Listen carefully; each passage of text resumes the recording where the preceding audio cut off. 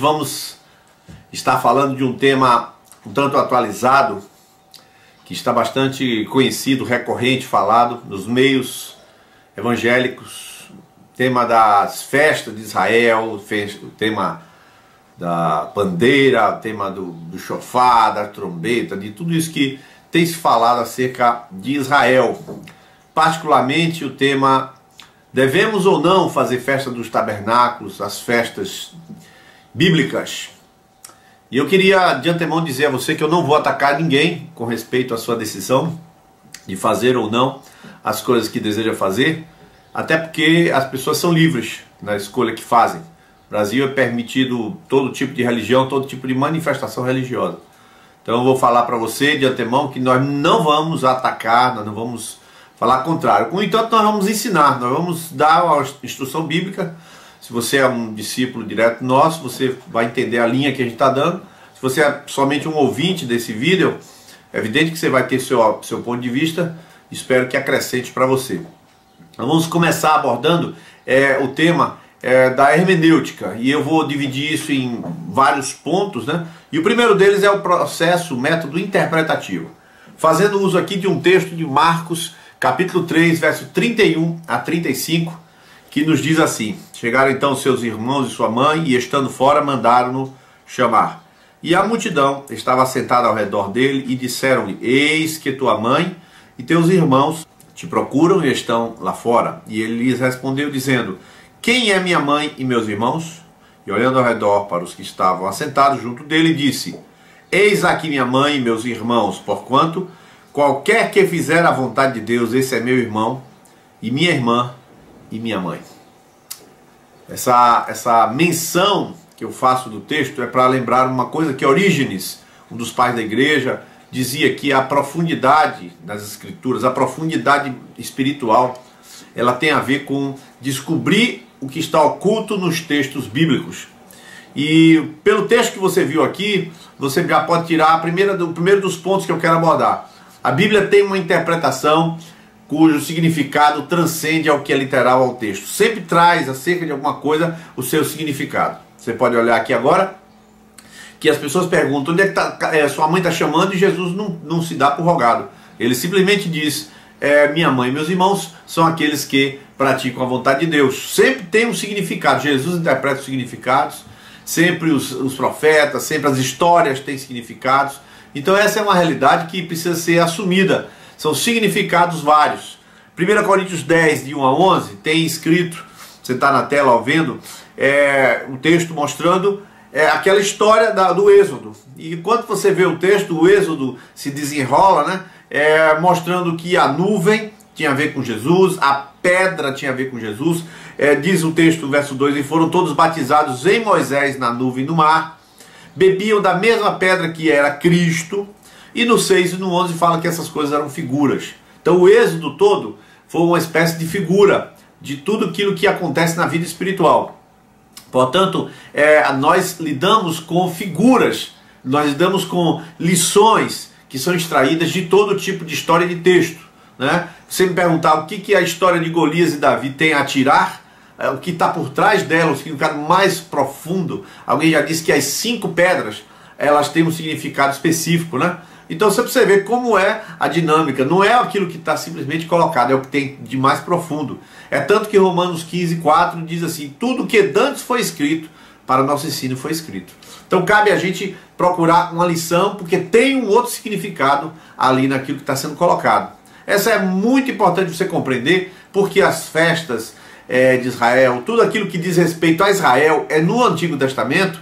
E a pergunta é: quando você está dizendo vamos fazer tal festa, você consegue ver que deve ter, provavelmente não tem um significado além daquele que está sendo dito? Será que a gente de fato deve fazer acontecer as festas, ou a gente deve entender o significado de cada uma dessas coisas? Então esse é o primeiro ponto. A Bíblia é cheia de interpretações no sentido de descobrir o significado naquilo que está diante dos nossos olhos.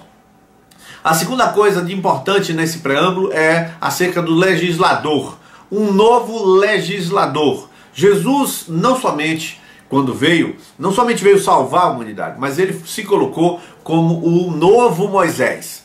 Em Deuteronômio capítulo 18, verso 15 a 19, nós vemos nesse texto que está na tela para você, diz o texto 15: o Senhor teu Deus te levantará um profeta do meio de ti, dos teus irmãos, como eu, a ele ouvireis. Portanto, não é Moisés.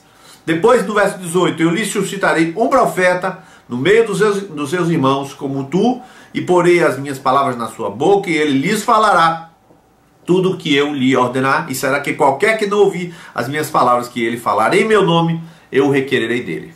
Interessante notar que Moisés profetiza, né? Moisés fala da vinda de um outro Messias, de um outro Moisés, de um outro legislador. E em Mateus capítulo 5 eu vou citar para vocês esses textos aqui interessantes. Jesus sobe também numa montanha, lembra-se do Monte Sinai, de Moisés. Agora Jesus sobe no monte, o Sermão do Monte. Você vai ver que Moisés trouxe a lei. Agora Jesus vai falar o seguinte, verso 21 e 22. 21, Mateus 5: ouviste que foi dito aos antigos. 22, eu porém vos digo. 27, ouviste o que foi dito aos antigos. 28, eu porém vos digo que. Agora continua as citações, Mateus 5 ainda, verso 33, outro sim, ouviste o que foi dito aos antigos. Verso 34, eu porém vos digo. Olha o verso 38, ouviste o que foi dito, olho por olho, dente por dente. 39, e eu porém vos digo, não resistais ao mal.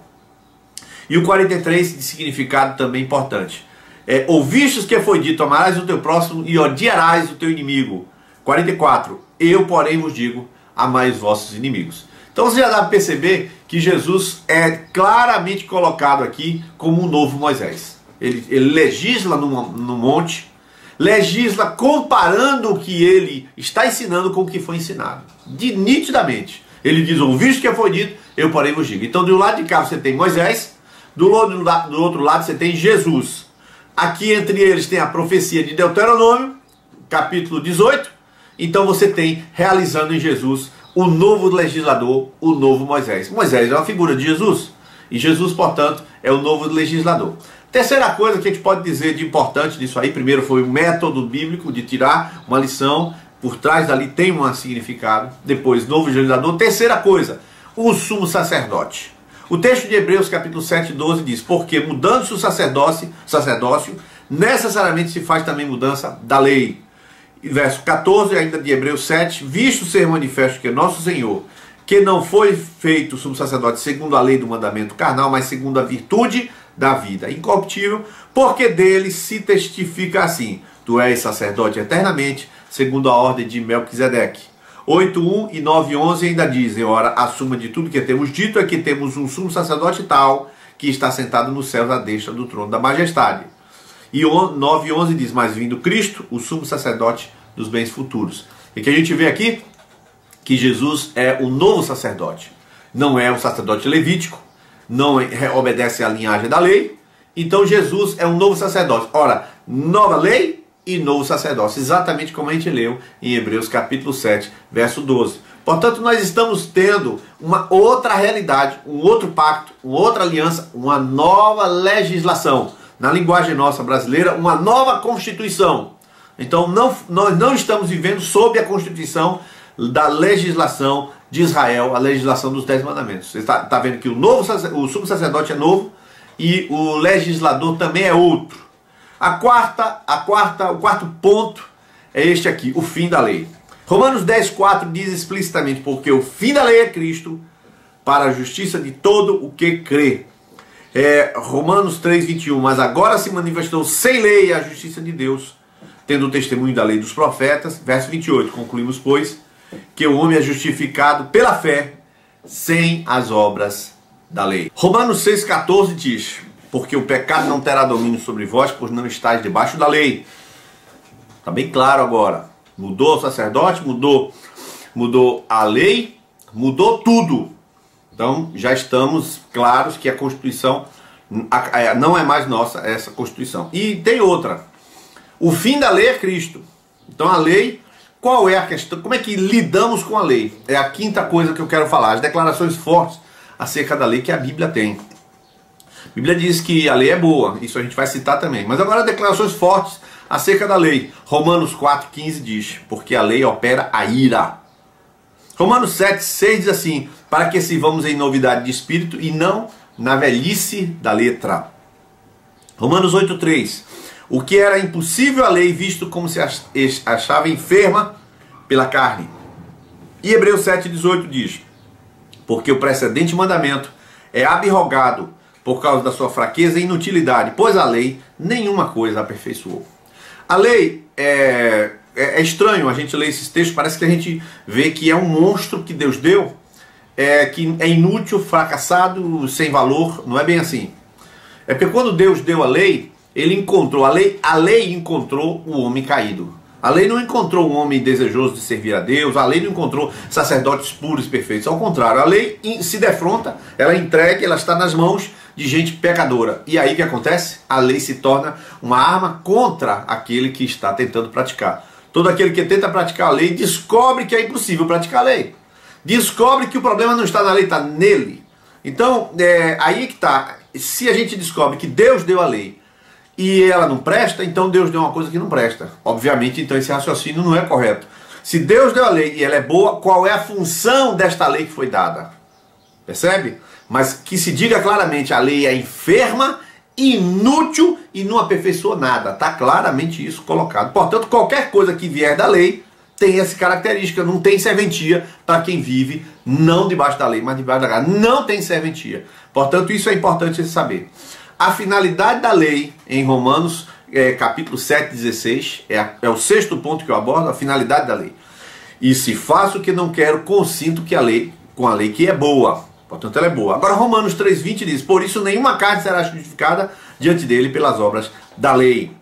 Romanos 5,13, porque até a lei estava no mundo, mas o pecado não é imputado, não havendo lei. Romanos 5,20, veio, porém, a lei para que a ofensa abundasse, mas onde o pecado abundou, superabundou a graça.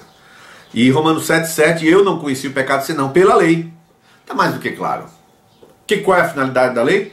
Deus deu a lei para mostrar a mim e a você que nós dependemos de uma justiça que não é nossa mesma, não é o esforço nosso, não é o cumprimento nosso. Uma justiça que tem a ver com a graça de Deus. E, portanto, a lei, ela é ignorada, desprezada, e aí nessa hora se diz ela é fraca, ela é inútil, ela é enferma, por conta da nossa malignidade. Isto posto, eu quero colocar esse sétimo ponto, que é uma linha divisória de tudo que você vai ouvir acerca de Israel. Vamos viajar para Israel, vamos botar um menorá na igreja, vamos trazer a arca, vamos pegar a estola sacerdotal, vamos botar o peitoral, vamos fazer o anel. Tudo isso está dentro de um pacote só, que vem aqui agora para você. A sétima coisa é que o Antigo Testamento é figura. Tudo é figura para todos nós. E vou citar vários textos para você entender isso. Romanos 5,14. No entanto, a morte reinou até Adão, de Adão até Moisés, até sobre aqueles que não tinham pecado, a semelhança da transgressão de Adão, o qual é a figura daquele que havia de vir. Adão é figura de Jesus. 1 Coríntios 10,11. Tudo lhe sobreveio como figuras estão escritas para aviso nosso. Está falando do Êxodo. 1 Pedro 3, 20 e 21. Os quais no outro tempo foram rebeldes contra a longanimidade de Deus, esperava nos dias de Noé, quando se preparava a arca, na qual poucas, isto é, 8 almas se salvaram pela água, que também como uma figura verdadeira, agora vos salva o batismo. Noé, com o dilúvio, tem pré-figura o batismo. Então aí você de novo vai ver que tem uma figura. Hebreus 8:1. Olha só. A suma de tudo que temos dito é que temos um sumo sacerdote tal, que está sentado nos céus à destra do trono da majestade. Então você já sabe que o sumo sacerdote da terra era uma figura do verdadeiro que está no céu. Quer ver? Ministro ele, Jesus, do santuário e do verdadeiro tabernáculo. Opa! Agora a gente descobre que não tem só um sumo sacerdote verdadeiro, mas um tabernáculo verdadeiro. Portanto, aquele era figura. Se eu for muito literal, vou dizer que ele é falso. Aquele era falso. Não é falso a palavra. A palavra correta é que ele era só um tipo. É só uma figura. Verso 5 de Hebreus 8. Os quais servem de exemplo e sombra das coisas celestiais. Então nós temos em Hebreus 9 a descrição, juntamente com Hebreus 8:5, de que no céu existe um tabernáculo. Agora é evidente que não é igual ao da terra. O da terra é que é uma figura do lado do céu. Como é que funciona o do céu? Não sei. Eu sei que tem presença de Deus, sei que tem santidade, eu sei que tem excelência, eu sei que tem esmero, eu sei que tem tudo aquilo que tinha no de cá. Mas o detalhe físico, eu não sei e ninguém sabe. Isso a gente não pode dizer. Mas pode dizer que tudo aqui da terra é figura daquilo que é do céu. Agora Hebreus 9 diz: dando nisso a entender o Espírito Santo, que ainda o caminho do santuário não estava descoberto enquanto se conservava em pé o primeiro tabernáculo, que é uma alegoria para o tempo presente em que se oferecem dons e sacrifícios quanto a consciência não pode aperfeiçoar. Verso 11, mas vindo Cristo, o sumo sacerdote dos bens futuros por um maior e mais perfeito tabernáculo. Isso está bem claro para todo mundo agora, de que efetivamente o que se tem na terra é uma realidade e no céu é uma realidade perfeita. Portanto, tudo que aqui na terra foi antes da graça, da revelação de Jesus, foi como figura de coisas espirituais. Tudo tem uma lição. É assim que funciona. Portanto, agora nós temos todos os elementos para poder analisar festas, leis, chofar, bandeira, menorá, o anel, peitoral, o que for. Tudo que diz a respeito ao Antigo Testamento, nós já temos os elementos. E especificamente agora as festas. Como é que fala a palavra de Deus? Deuteronômio 16:16 diz: 3 vezes no ano todo homem entre ti, aparecerá perante o Senhor teu Deus, no lugar que escolher, na festa dos pães ázimos, na festa das semanas e na festa dos tabernáculos. Porém, não aparecerá vazio perante o Senhor. 3 festas estão descritas aqui: pães ázimos, festa das semanas e festa dos tabernáculos. A festa dos pães ázimos, vamos usar o termo, é a Páscoa, é o Pêssar. É a festa que ocorre mais ou menos entre março e abril, e são 7 dias sem fermento, comendo ervas amargosas, o cordeiro e tal. Páscoa é o pães ázimos. Depois, festa dos tabernáculos, que está descrito no texto, Sucote. Essa festa ocorre mais ou menos em outubro. Os judeus fazem refeições numa cabanazinha cujo teto está visível, o céu, para lembrar de que eles foram peregrinos no Êxodo. E a terceira festa colocada aqui é a festa das semanas, que ela é chamada de mais 3 outros nomes, no hebraico Shavuot, e primícias, colheitas e Pentecostes. Esses 3 nomes também. Portanto, eu vou usar o nome de Pentecostes. Ela ocorre mais ou menos em maio e tem a ver com colheita. 3 festas: Páscoa, Tabernáculo e Pentecoste. Essas 3 festas, elas eram prescritas para o povo de Israel como obrigatórias, fora as outras 5 festas que ainda tinham, e ainda surgiu a festa posterior do Yom Kippur. O Concílio de Jerusalém, lá em Atos 15, tratou dessa questão, quando Paulo pregou na Ásia Menor, e judeus passaram lá no meio da igreja dizendo: vocês creem em Jesus, mas guardem a lei de Moisés. E criou aquela coisa, porque tinha que circuncidar. Eles foram para Jerusalém e os apóstolos se reuniram, e Tiago tomou a palavra em Atos 15, 19 e 21 e diz: por isso julgo que não se deve perturbar aqueles dentre os gentios que se convertem a Deus, porque Moisés desde os tempos antigos tem em cada cidade quem o pregue, e cada sábado é lido nas sinagogas. Ou seja, perturbar os gentios, foi colocado aqui, perturbar os gentios, e Moisés é lido na sinagoga. São 2 coisas que estão bem claras aqui. Ele não disse que a igreja lê Moisés, ele disse que Moisés é lido na sinagoga. Então, o judaísmo, os ritos judaicos têm lá seu lugar, que é a sinagoga. Respeitemos, sim, mas não vamos perturbar os gentios.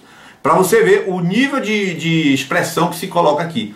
E aí fizeram um documento, entregaram para Judas e Silas, na companhia de Paulo e Barnabé. Foram então eles para viajar. E na verdade Barnabé terminou nem indo, né? Aí Judas e Silas saem com as cartas para expressar, e diz o seguinte, o conteúdo da carta: ouvimos que alguns que saíram dentre vós vos perturbaram com palavras e transtornaram as vossas almas, dizendo que deveis circuncidar-vos e guardar a lei, não lhes tendo nós dado um mandamento. Ou seja, ele não falou nada disso, eles estão falando. Verso de número 28. Na verdade, pareceu bem ao Espírito Santo e a nós não vos impor encargo algum, senão estas coisas necessárias. Qualquer adereço, arca, menorá, qualquer adereço que você pensar, inclusive as festas, qualquer ocorrência do Antigo Testamento, eu quero te dizer que é pura simbologia para Jesus. E a gente vai mostrar isso agora.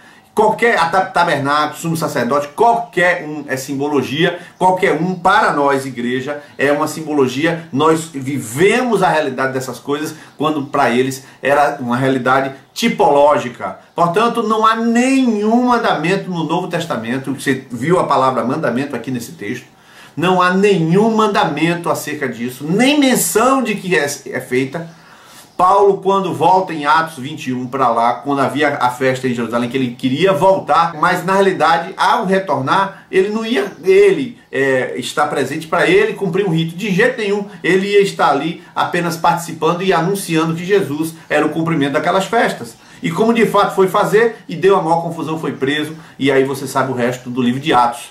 Portanto, não há nenhuma menção, mandamento, não há coisa alguma no Novo Testamento que diga que deve-se guardar as festas. Ao contrário, Jesus é a nossa festa, nessas 3 festas que eu citei. 1 Coríntios 5, 7 e 8 diz que Jesus é a nossa Páscoa, diz claramente Cristo, nossa Páscoa, e façamos festa. Façamos festa com Cristo, todo domingo, todo dia, toda segunda, qualquer dia. Cristo agora é a nossa festa contínua.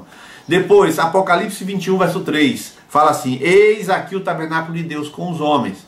E alguém já traduziu aquele João 1,14, diz: o verbo se fez carne e tabernaculou entre nós. A morada de Deus entre nós é Jesus Cristo. E depois ele mora dentro de nós. Viremos a ele, de João 14, 23, e faremos nele morada. Também festa de tabernáculo se cumpre em Cristo. E por fim, a festa de Pentecostes. Atos 2:1 diz que estavam todos reunidos cumprindo-se o dia de Pentecostes, e naquele dia desce o Espírito Santo. Pedro fica em pé, no verso 14 diz assim: vocês acham que estão embriagados? Não estão não. Aí diz 16, mas isto é o que foi dito pelo profeta Joel, e acontecerá nos últimos dias do Senhor. Então Pentecostes também é cumprimento da vinda do Senhor, da presença do Espírito, falando acerca do profeta Joel. Então, para você ver como a coisa é definida claramente, não há mandamento, não há nada. Então, qualquer pessoa que começa a utilizar-se da velhice da letra, daquelas coisas caducas, ele é criança espiritual. Ele está utilizando-se de um argumento que, na verdade, não é um argumento, é uma emoção, é um desejo, é algo bonitinho, o termo que quiser usar, mas não tem nem fundamento, nem sentido. Fundamento seria judaísmo mesmo. E sentido, se eu estou vivendo a realidade, por que eu vou viver a falsa realidade? Ou por que eu vou viver a fantasia se eu tenho a realidade? Não tem sentido isso. Gálatas capítulo 4, 9, Paulo chega a dizer: olha, vocês conhecendo de Deus, como é que vocês outra vez se tornam a rudimentos fracos e pobres? Vocês guardam dias, meses e anos. Eu acho que eu trabalhei em vão. Gálatas 4, 9 a 11 fala isso. Rudimento fraco e pobre esse negócio. E Colossenses 2,16 ele cita as festas. Quando aqueles cristãos deixaram de comemorar tabernáculo, tudo aquilo ali, porque sabiam que Cristo era toda a realidade. Então ele fala assim em Colossenses 2,16: portanto, ninguém vos julgue pelo comer, pelo beber, por causa das festas, da lua nova ou dos sábados. E aí fala, porque são sombra das coisas futuras. E aí, para concluir, aquele irmãozinho que eu citei em dado momento, que disse que circuncida o filho, que guarda a lei, porque ele é judeu. Ele não compreendeu duas coisinhas fortes: que não existe mais gentio, não existe mais judeu. Existia antes de Jesus, né? Mas não existe mais. Gálatas 3 desfaz isso no último versículo. Não existe mais judeu, grego, bárbaro, cita, escravo, livre, homem e mulher, não existe. Gentios também não existe mais em termos de Jesus. Em termos de igreja, eles são unidos. Quando veio Jesus, pegou os judeus, deixou de ser judeu, o gentio deixou de ser gentio e se tornaram corpo de Cristo. Simples assim. Gentio e judeu agora é corpo de Cristo. Bem simples. E Abraão é o quê? Abraão é meu pai. Que a Bíblia diz no próprio Romanos 9, Romanos 4, ele é pai dos que creem, ele é pai da fé. Então Abraão não é pai de judeus nem de hebreus. Só se for segundo a carne, mas Romanos 9 fala assim: não são os filhos segundo a carne, mas os filhos da fé são contados como descendência. Eu sou descendente de Abraão. Tá vendo aí? Então até Abraão é figura. É figura para ser meu pai. Sendo ele o pai da fé, portanto é meu pai. Então observa, gentio e judeu, corpo de Cristo. Abraão, meu pai, porque é pai da fé. Agora, vai guardar a lei? Vai guardar tabernáculo? Vai usar a estola sacerdotal? Vai usar os aparatos do judaísmo? Tá, então Gálatas 5:2 para você. Eis que, diz Paulo, vos digo que se vos deixar de circuncidar, Cristo de nada aproveitará. E de novo protesta todo homem que se deixa circuncidar, que está obrigado a guardar toda a lei. E Tiago 2,10 diz: se ele errar em um mandamento só, ele pecou em todos os outros mandamentos. Se você vai guardar tabernáculo, tem que guardar todas as leis e todo o restante da lei. Por mais que se diga lei cerimonial, lei moral, não existe essa divisão claramente nem implicitamente, é divisão puramente racional. Portanto, você tem que guardar toda a lei, e eu te digo, o fim da lei é Cristo. Nós fomos chamados para uma esperança maior, uma esperança melhor, um sumo sacerdote perfeito, um tabernáculo perfeito, uma presença completa de Jesus. Todo dia é dia de festa na presença do Senhor, com o Espírito Santo no nosso Pentecoste e com a colheita que nós semeamos e colhemos todos os dias na presença de Deus.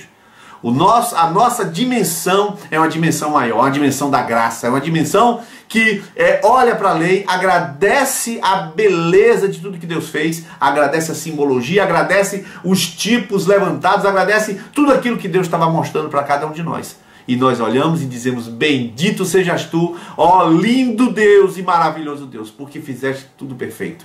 E nós estamos aqui te agradecendo pelo cumprimento dessa perfeição em nossas vidas. Que Deus te abençoe e que você seja um cristão que se maravilhe lendo o Êxodo, que se maravilhe vendo o tabernáculo, que se maravilhe com aquela riqueza que Deus mostrava, que nós desfrutaríamos e nós já estamos desfrutando em Cristo Jesus. Que Deus nos abençoe.